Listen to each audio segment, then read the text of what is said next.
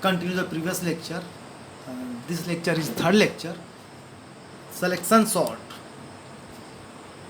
Selection sort is a very simple algorithm.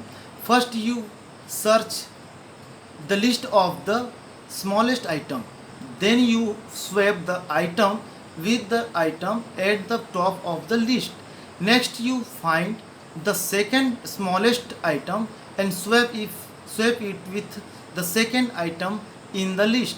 You continue finding the next smallest item and swapping it into its final position in the list until you have swapped all of the items to their final position. The VB code for selection sort is shown in listing 2. Here the show in coding. While looking for the smallest item, you must examine each of the n items that you have not yet placed in their final position. Then the total number of steps the algorithm need is n minus 1 plus n minus 2 plus 1 equal to finally n into n plus 1 upon 2. This is formalized. This function is on the order of n2. That means if you increase the number of item in the list by a factor of 2, the run item of the algorithm will increase by a factor of roughly 22 equal to 4. There are several other sorting algorithms that require only about n into log n steps. Quicksort is one described below. So selection sort is not a very fast algorithm for a large list. Selection sort is final for small list. However, it is very simple, so it is easy to program, debug and maintain over time. In fact, it is so simple that is actually faster than the more complicated algorithm. If the list you are sorting is very small, if you list contain only a dozen or so items, selection sort will probably be your best choice. Second, searching techniques. They explain the binary search algorithm. The binary search method uses a powerful search algorithm, the binary search algorithm, but it requires that the array be sorted. You need not care about the technical detail of the implementation of a method, but in the case of the binary search algorithm, a basic understanding of how it works will help you understand how it performs near matches. To locate an item in a sorted array, the binary search method compares the search string to the array's middle element. If the search string is smaller, we know that the element in the first half of the array, and we can safely ignore the second half. The sum passes is repeated with the remaining half of the elements. The search string is compared with the middle element of the reduced array. And after the comparison, we can ignore one half of the reduced array. At each step, the binary search algorithm rejects one half the item left until it reduces the list to a single item. This is the item we are searching for. If not, the item is not in the list. To search a list of 1024 items, the binary search algorithm makes 10 comparisons at the first step. It rejects 112 elements, then 256, then 128, and so on until it reaches a single element. For an array of 1024 into 1024, that a little more than a million items. The algorithm make 20 compares to locate the described item. If you apply the binary search method to an array that hasn't been stored, the method will carry out all the steps and report that the item was not found, even if the item belong to the array. The algorithm doesn't check the order of the element. It lists assume that they are sorted. Searches method to an array that the binary search algorithm always have the number of elements in which it attempt to locate the search argument. That's why you should never apply the binary to see what happens when you apply the binary search method to an array that hasn't been sorted. Remove the statement that call the sort method in the array search. Simple application. The application will keep reporting near matches even if the string you are searching is present in the array. Of course, the near match reported by the binary search method in an unsorted array is not close to the element you are searching for. It's just an element that happens to be there when the algorithm finishes. So in here, the Visual Basic code in binary search listing locating exact and near matches with binary search, inserting, deleting and updating data. This section demonstrates how to use your new application to directly manipulate data in the database to insert, delete and update data. First, run the application you create in the last section, entering the login and data source and connecting to the database. Second, at the bottom of the data grid, enter a new record at the static prompt.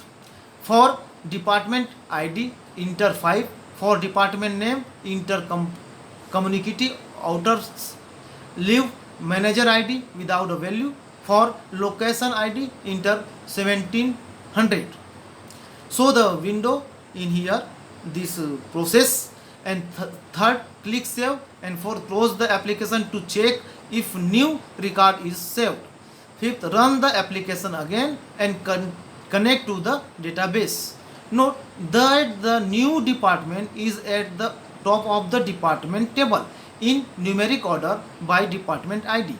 6. Change the name of the department to community Valunet and click the save button. So the window in process. Seventh, repeat step. Fourth, run the application again and connect to the database and note that the name of the department is changed. 8. Select the entire record you just changed. Click the cursor icon in the far left column and delete it using the delete key. Click the save button. Here show the window in process. And 9. Repeat the fourth. Run the application again and connect to the database and note that the new record is no longer part of the department table. 10. Close the application. Here below the show Visual Basic code. So how to dynamically create a HTML table from a record set. All you need is the connection string and the table name. So in below. Next, introduction of cursor. One of the most common use sources of trouble for the beginning Visual Basic or MySQL developer seem to revolve around which cursor location to use. Related to the cursor location, problem is the choice of cursor type and lock type. The Visual Basic developer in choosing the proper cursor location, cursor type and lock type to use the programming Visual Basic or VB application that use MySQL as a backend database through ADO and connector ODBC, my ODBC. The assume that the reader is using the MySQL RDBMS but should apply to developer using other database management system. On the Visual Basic side, I recommended you have Service Pack 5 installed for VB, which you can download here. Additionally, the latest version of MDAC, Microsoft Data Access Components, should be installed and can be found here. Currently 2.7 SP1. Finally apply to ADO 2.7 and Visual Basic 6. The different type of location will be discussed in further detail below. You choice of cursor type and cursor location will after that what you are that able to do with the data you are retrieve and how change made to the data by other user are reflected in your copy of the data. Cursor types. In addition to the two cursor location, there are four cursor types, three of which are supported under connector and ODBC. 8 open static client side and open forward only server side and open dynamic server side. The different cursor type support different functionality and features, and I will now discuss each one in detail. The fourth cursor type AD open key set is not currently supported by MySQL and MyODBC. In ADO, when we talk about cursor, we are essentially talking about a set of row. When you execute a query that return row of data such as select steric from my table, the resulting data in handle using a cursor.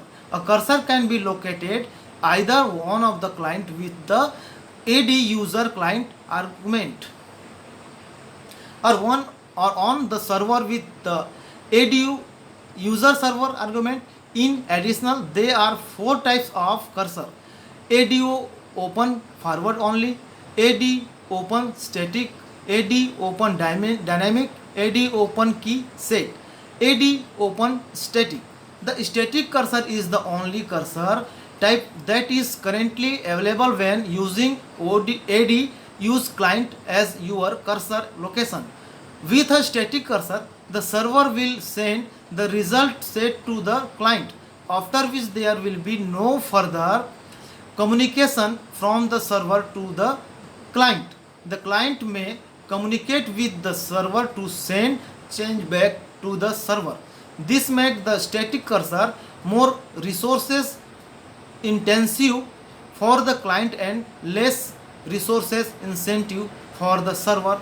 As the result, set is stored in the client memory instead of the servers. If a different client make change to the underlying data after the query result are sent, the original client will receive no notification of the change.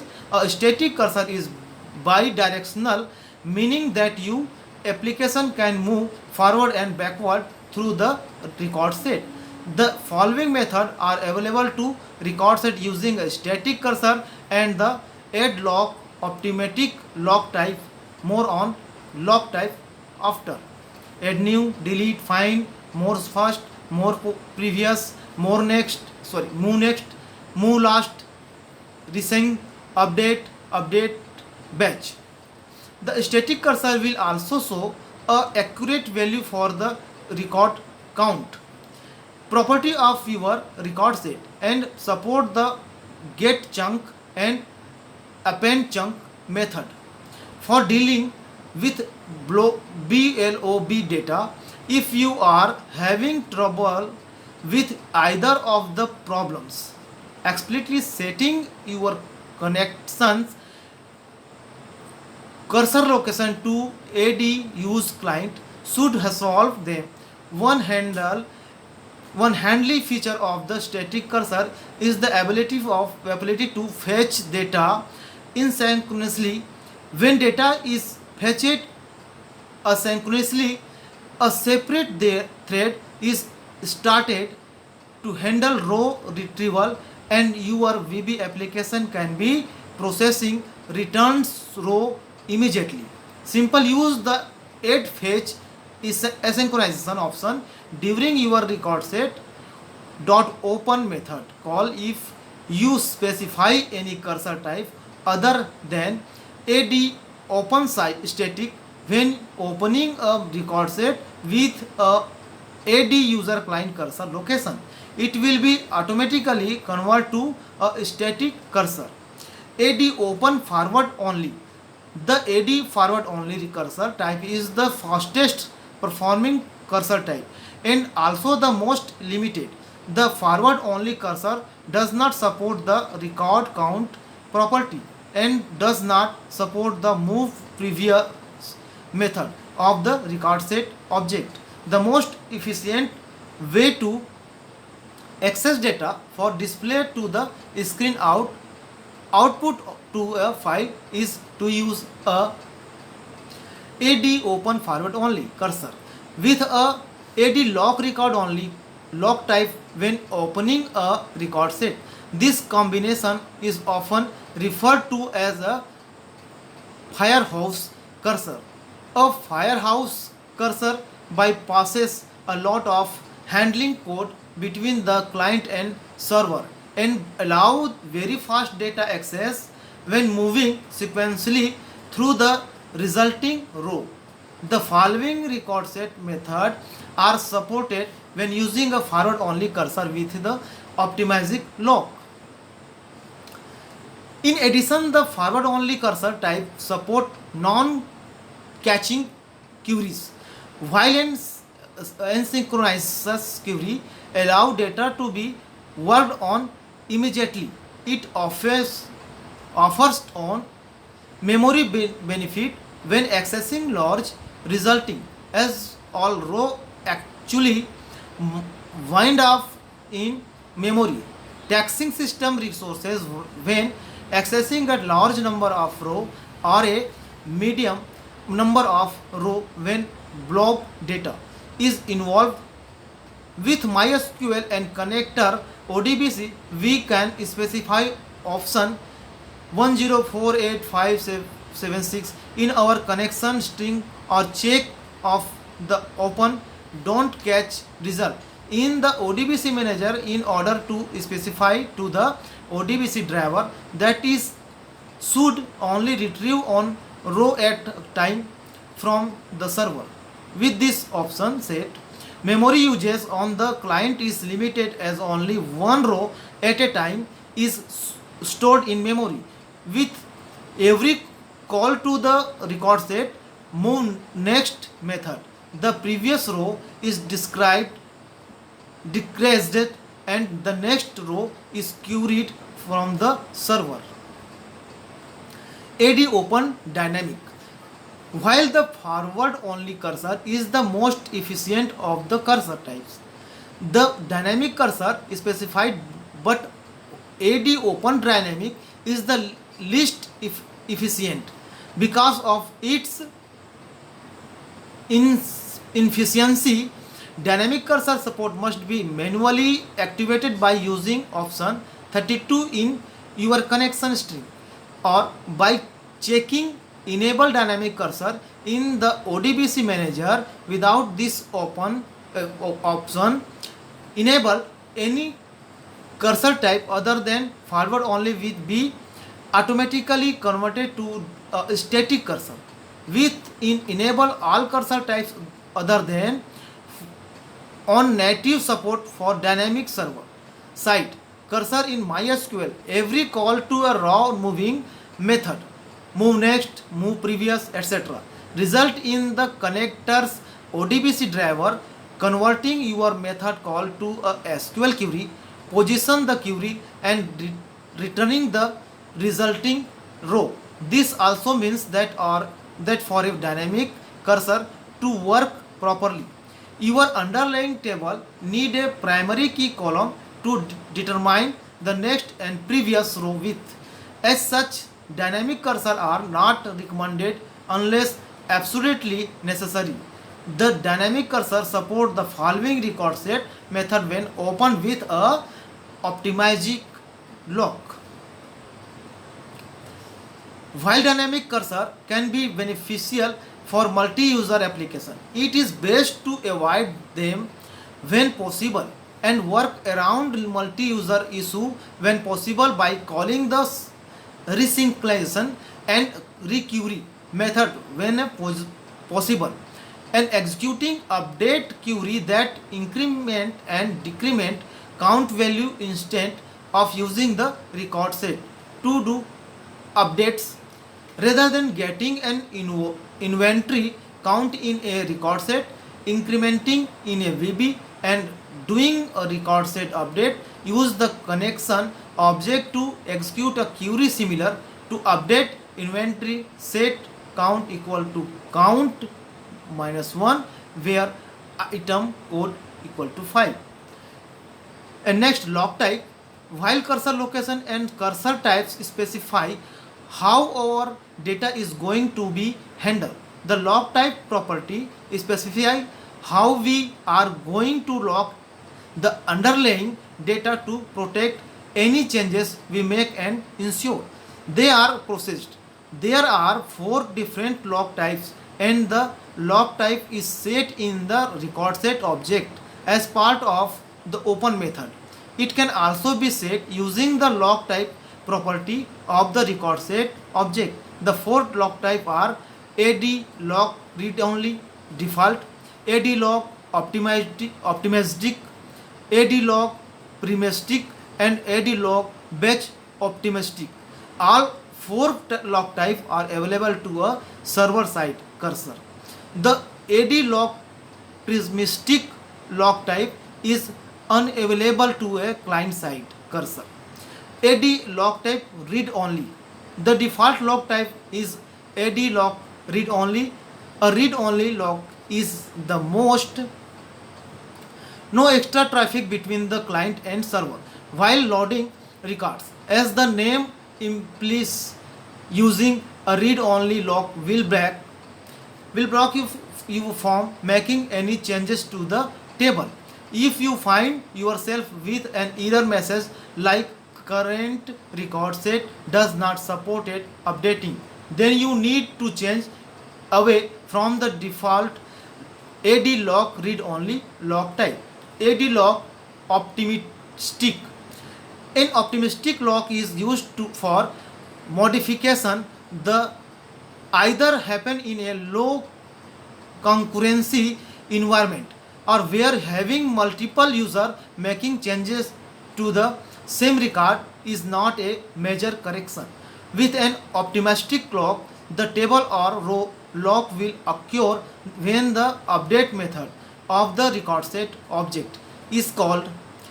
This will ensure the change is successfully made but will not prevent other user from changing the underlying data while you are modifying it in VB. The add lock optimistic lock type is typically your best choice when deciding on a table lock for a non-read only situation.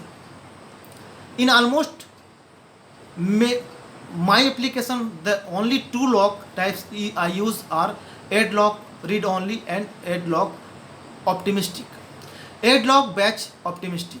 When using the AD batch optimistic lock type, your changes will be cached locally until the record sets update batch method is called. When update batch is called, all changes will be pushed to the server in a group. This can make the block insert of a large number of record more efficient. Note, calling alter table my table disable key before a large batch of insert set.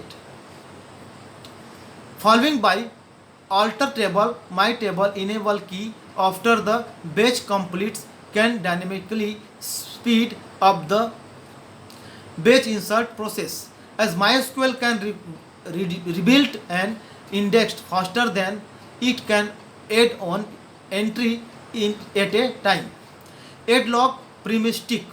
In a situation of high concurrency with multiple users modifying the same data, you may need a primestic lock type. With adlock primestic, the underlying row or table will be locked as soon as you being making change to the current record and will not be unlocked until the update method is called. While this will ensure that you do not have overlapping changes with other users, it could cause performance issue, specific, specifically with a MyASM table with features table level locking only. Make sure that changes are immediately followed by the record set update method, and there is no break for user input between a change and the update in order to ensure no long breaks. And optionally cancel log by the database in the operation of the database. While adlock primestic has is it is plus the same advice I gave regarding dynamic cursor apply. Avoid it when possible, as it is very resources intensive and involve a lot of more work both on the client and server side. And the reference in this Google site, and my topic is completed. Thank you.